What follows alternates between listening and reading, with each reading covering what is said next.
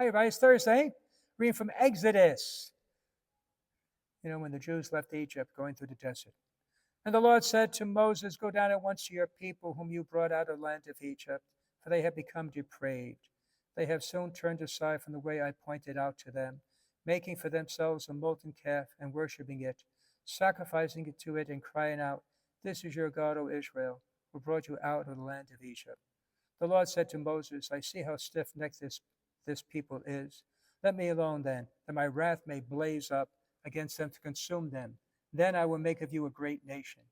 But Moses implored the Lord his God, saying, 'Why, O Lord, should your wrath blaze up against your people, whom you brought out of the land of Egypt with such great power and so strong a hand?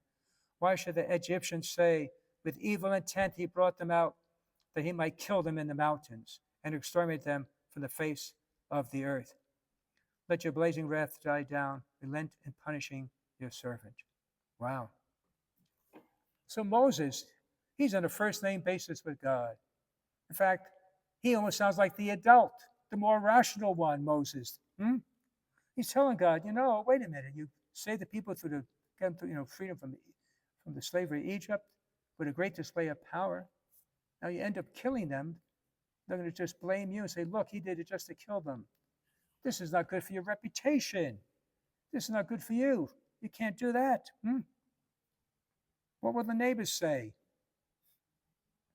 And so, as we speak in human terms here, Moses actually seemed to change God's mind. He thought about, you're right there, Moses.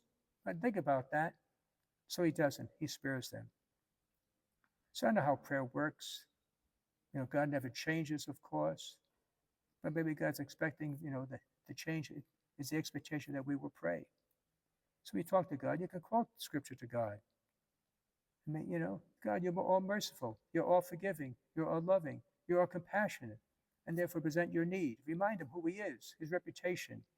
And just maybe he may see things your way and grant your prayer request. You be blessed today. God bless.